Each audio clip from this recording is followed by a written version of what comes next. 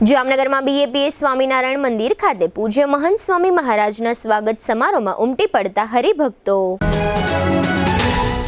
જામનગરના બીએપીએસ સ્વામિનારાયણ મંદિર ખાતે પરમ પૂજ્ય પ્રગટ બ્રહ્મ સ્વરૂપ શ્રી મહંત સ્વામી મહારાજનું આગમન થતાં તેમના આગમનને વધાવવા માટે અને સ્વાગત કરવા માટે ગઈકાલે રવિવારે બીએપીએસ સ્વામિનારાયણ મંદિર ખાતે આગમન સ્વાગત સભા રવિવારની સંધ્યા સભા તરીકે યોજવામાં આવી હતી, જેમાં હજારો હરિભક્ત ભાઈઓ બહેનો અને બાળકો ઉપસ્થિત રહ્યા હતા।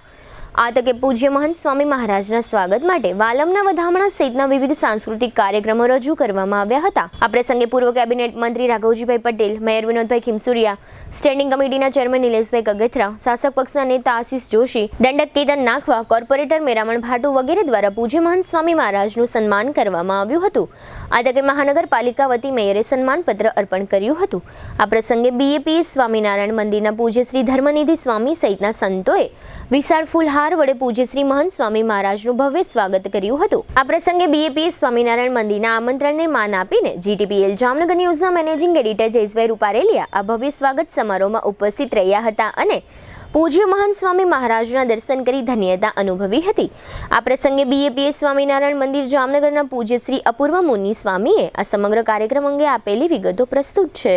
વિશ્વવંદનીય સંતવર્ય પરમ પૂજ્ય મહંત સ્વામી મહારાજ અમેરિકા ખાતે ભવ્યાતિ ભવ્ય અક્ષરધામનું નિર્માણ કરીને, દુબઈ અબુધાબીમાં હિન્દુ સનાતન મંદિરનું નિર્માણ કરીને, સાઉથ આફ્રિકા જોનિસબર્ગ, તાન્ઝાનિયામાં દાર es salaam, ઓસ્ટ્રેલિયામાં સિડની, મેલબોર્ન વગેરે દેશોની અંદર સનાતન ધર્મની વિજયી પતાકા ફરકાવીને જ્યારે ગુજરાતને આંગણે પધાર્યા છે, એમાં પણ આ વિક્રમ સંવત 2082ના નૂતન વર્ષે તેઓસીનું જામનગરને આંગણે આગમન થયું છે।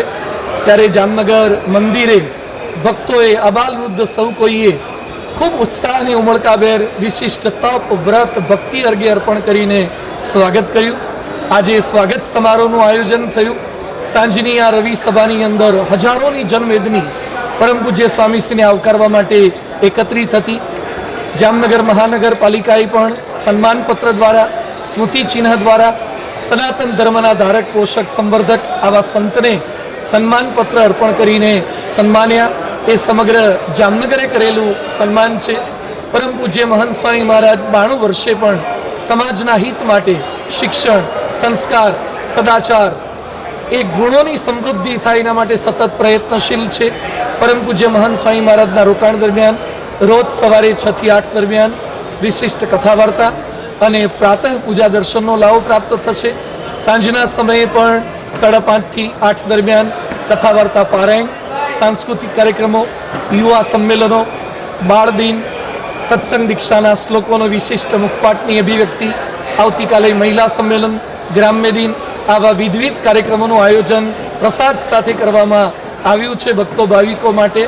તો મહંત સ્વામી મહારાજ જ્યારે સમગ્ર વિશ્વના સંત છે, ગુજરાતના ઘરેણા સમાન ને ગૌરવ સમાન સંત છે, આવા સંતના સાનિધ્યમાં યોજાનારા પ્રત્યેક કાર્યક્રમોમાં જોડાવા માટે, તેઓના દર્શન આશીર્વાદનો લાભ પ્રાપ્ત કરી નૂતન વર્ષને જ નહીં પરંતુ સમગ્ર જીવતરને ધન્ય બનાવવા માટે જીટીપીએલના માધ્યમથી આપ સૌ કોઈને ભાવભર્યું આમંત્રણ છે।